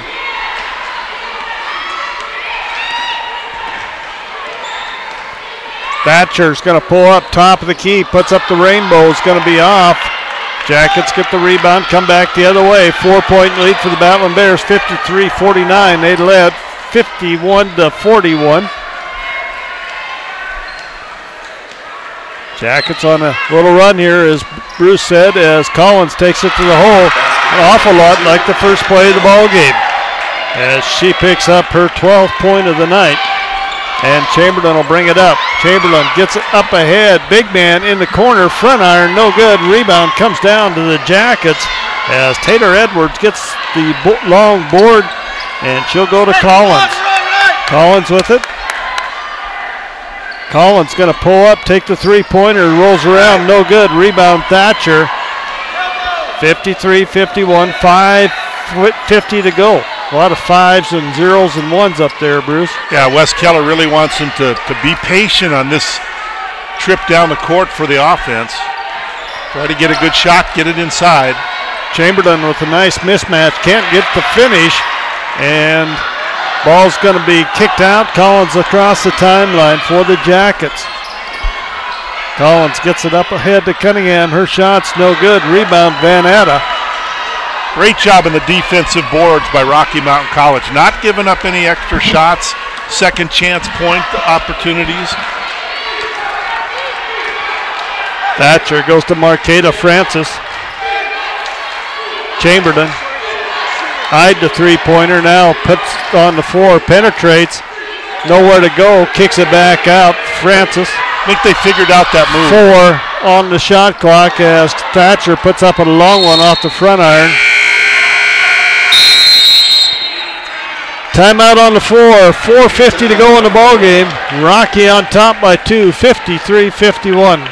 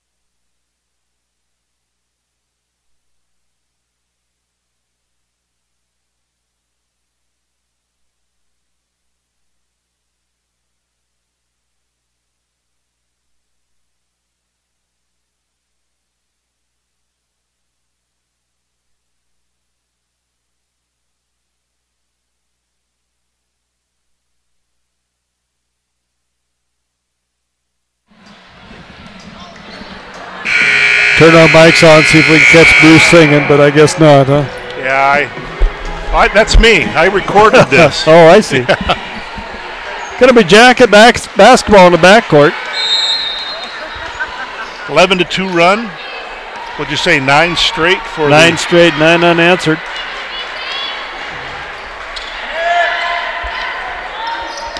Jackets with the basketball. It's Collins on the left side. Collins puts it on the floor, gets around Chamberlain for 2 more. She is quick. Don't give up that baseline. You got to guard that baseline. Collins with 14 points here on the ball game. And we got another tie, Bruce. That's I got it down for the 5th tie of the night. I've got 4 lead changes. Marqueta Francis goes in, gets it up. It's good by Markey. As Marqueta takes it down, backs it down, gets 2. Rocky back on top. Marqueta playing a lot more aggressive tonight when she catches the ball down in the block. Ball goes inside, shot, nice move inside by Taylor Cunningham of the Jackets as she picks up her 6th point, and we're tied again at 55, 6 tie of the night. I noticed Kevin Wooden's got the jacket off too. I'm going to leave mine on. I have too. Okay. I put mine on at halftime. Mine's kind of cold. Marqueta backing him down again, puts it up. It's off, no good. Rebound is fought for. We got a whistle and a foul. It's going to go against Big Man. I think Wes Keller was looking for maybe a foul on the shot.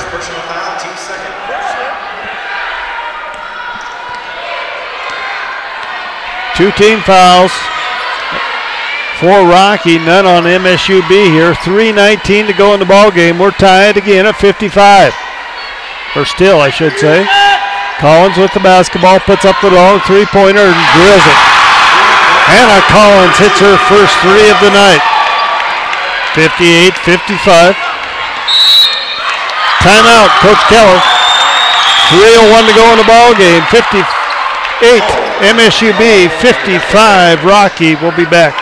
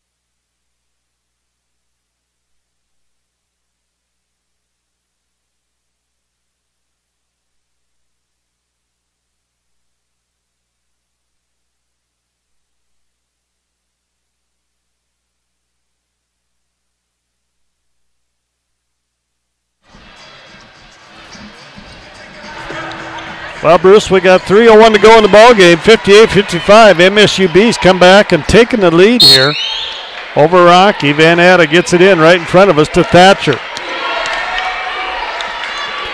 They swing it around. Chamberlain with it. They look inside. Nothing there. Stavish all over Francis inside. Marqueta backing her down. Goes up with the left hand. Rolls around. No good, and it'll come out. Collins with the basketball. She has the speed to get up the floor in a hurry. She'll take it out, set it up. 2:33 to go in the ball game. Rocky was in pretty good control of this with that 11-point lead, and Jackets have come roaring back behind Hannah Collins. Stavish puts up the 3, no good, and Lemon gets the long rebound for the Jackets. It's going to be knocked out of bounds by Thatcher. In a game with not very many offensive rebounds, that was a big one. Yes, it was. That's what we have, 5 at the end of the third quarter between the two teams. Collins with it out on top. Stavish goes to Lemon. Lemon with it on the left side. Back to Stavish. Collins. 9 on the shot clock. Shot from the corner is up and good. 3-pointer by Taylor Cunningham. 1:48 to go. 60-55. Jackets on top of Rocky here at the Fortin Center. These two teams will play later on in December, I believe the 7th, over at Alterowitz. Marqueta Francis hits the three-pointer for the Batlin Bears as she picks up her 12th point of the night, 60-58. 2-point ball game with 1:25 to go. Just what you want to see in a rivalry game. Come right down to the wire, Bruce. Yeah, you know, Marquela Francis makes that big three there. She made a lot of those last season. And we're going to have a whistle and a foul on Chamberlain as Collins will go to the line to shoot two, and that's 4 fouls on Alicia Chamberlain. Bears number 33, Alicia Chamberlain. Her 4th personal foul, 2 third. Collins is 4 for 4 from the line tonight. She'll be there to shoot a couple.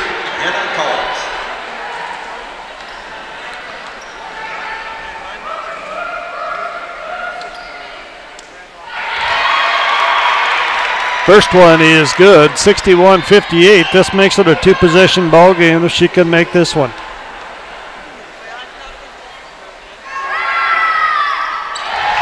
And she does. Yeah, no question, Collins has been the difference tonight. Thatcher brings it up against Lemlin. Thatcher with it out on top. 60 seconds to go in the ball game. Chamberlain with it.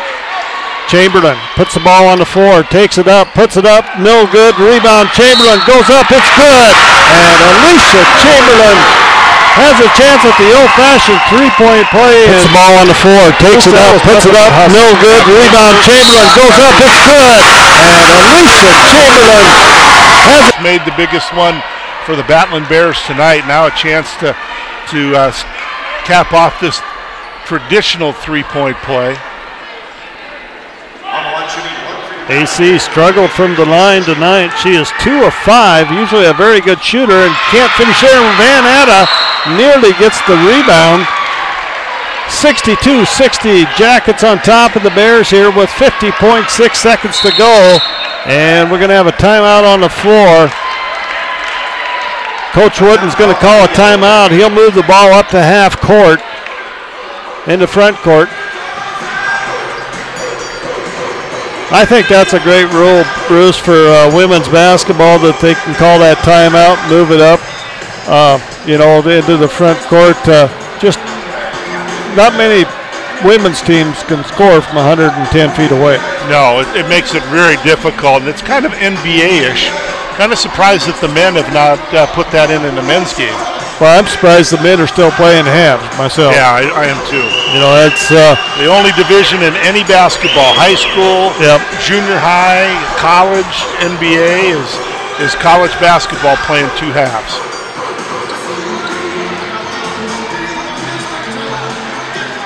$50 seconds to go here, Bruce. 62-60. And it's going to come right down to maybe we should have just played the last minute, huh? Well, it's been a great ball game. Both teams have gone on runs, and both teams have made some big plays. Collins has been really good tonight. She's legit. She's quick. She can shoot the ball. She makes all her free throws. Yeah, I got her down for 19 points on the evening.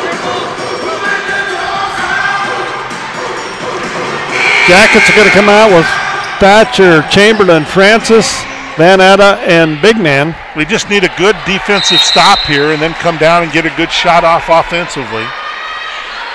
And Collins with the basketball. Bears trying to double up in there, and she's going to throw it off of Chamberlain, and Coach Keller wanting a travel, and I think I'm going to have to agree with him. Yeah, I think she moved her feet around a little bit.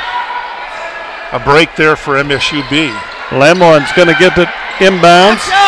Collins will have it out on top.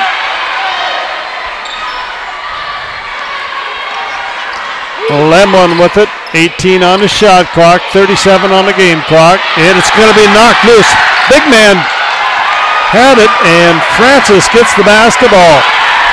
Thatcher will bring it up, 26 seconds to go. That was a great defensive series for Rocky Mountain College. Now they have a chance. About 1 second differential on the shot clock, game clock. Chamberlain with the basketball at the free throw line.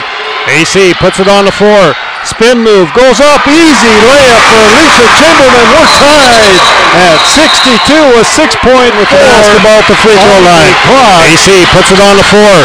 Spin move, goes up, easy layup for Alicia Chamberlain. We're tied.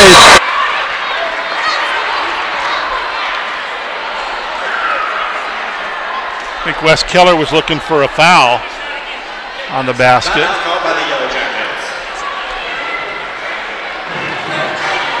Going to be a 30-second timeout. We'll stay right here. It's been fun.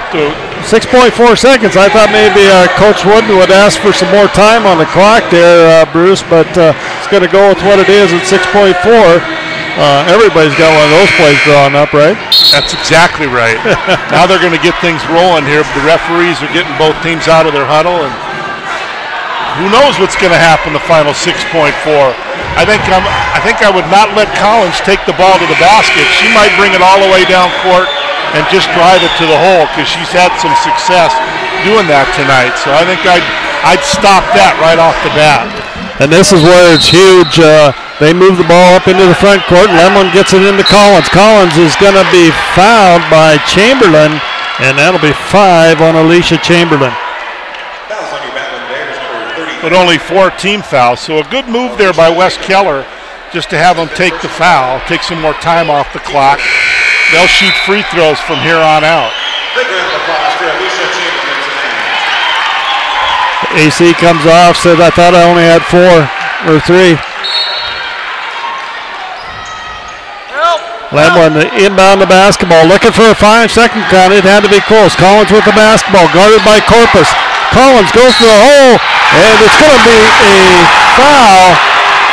I think a charge, isn't it? No, second count. It had to be a foul on Marqueta Francis. As Collins will go to the line to shoot a couple. Collins at the line to shoot 2 to win the ball game with 0.2 seconds on the clock.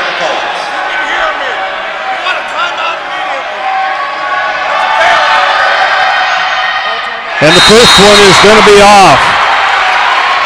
Coach Keller wants a timeout. Timeout called by your Matlin Bears. 0.2 seconds to go. Collins haven't missed a free throw all night, Bruce, and she goes up there and she misses that one. And she's got 1 more to go. Little pressure on her on this free throw with the game tied. You know, the thing that's tough here, Coach Keller used his last timeout there, so he cannot call a timeout if the free throw is made to move it to the front court here.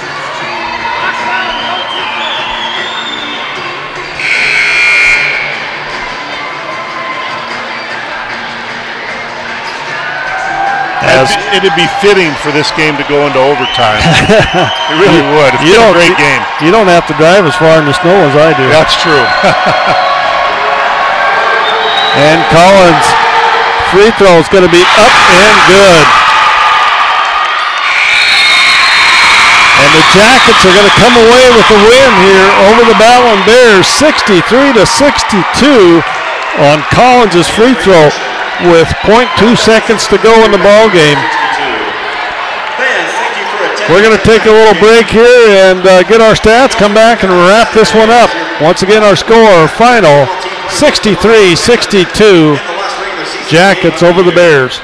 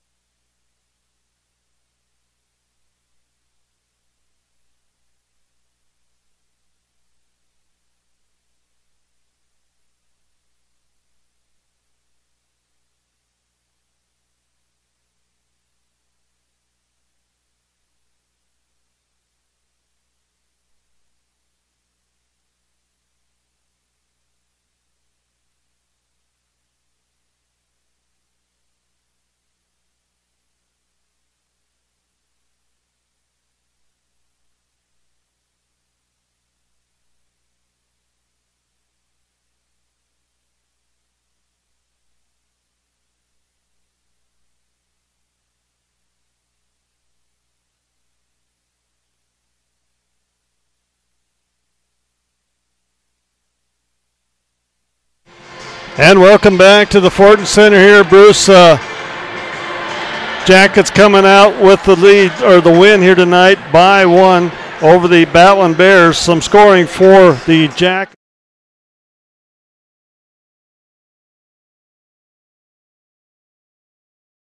All scorers here tonight with 20 points. Edwards with 5, Cunningham with 8, Hall with 8, Lemon with 3, and Williams with 4 points. They had 13 turnovers, 25 rebounds, 3 offensive, 22 defensive rebounds. They shot 47% from the floor, 36% from the three-point line, 4 of 11, and they were 87% from the charity stripe. For the Battling Bears, it was Justin Jewell with 4 points. Marqueta Francis finishes with 12. Thatcher with 8. Big Man with 11. Chamberlain with 18. Van Atta with 8. And Wright with 1. They had 12 turnovers, 26 rebounds, 5 offensive, 21 defensive boards. They shot 50% from the floor, 40% from the three-point line, and only 57% from the free throw line. As far as points off of turnovers, Rocky 16-9 there. Points in the paint, Rocky 32-22. Second chance points, Rocky 6-4. But those bench points, we talked about it coming out of the half, Bruce, 15-9 in favor of MSU-B in the ball game. Yeah, big difference in the game, that and the free throw line. The Battling Bears usually are a very good free throw shooting team. Did not do a great job tonight from the line. At the end of the first period, it was MSU-B on top, 17-15. MSU-B carried that 31-28 lead at halftime. Rocky came back with a strong third quarter, took a 51-40 lead, and the Jackets come back with a 1-point victory here on Hannah Collins' free throw with 0.2 seconds to go in the ball game to win this one 63-62.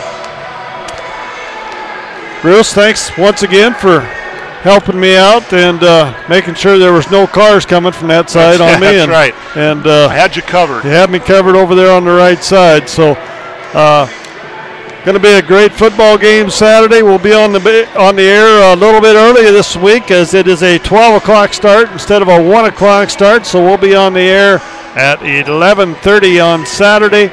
Tom Kurtz and Jesse Brockschmidt, myself, will have the call on that one. And looking forward for a great game and a huge one for the Battling Bears, as they'll win their first conference championship in how many years, Bruce? Well, I can't remember the last time that Rocky won the Frontier I think Conference it's been title. like 18 or 20 years. So, well, it's been a great season for Jason Petrino, and the nice part is it's not over. No, it's not. For Bob Ritterod, Bruce Parker, until Saturday, have a great Battling Bear week.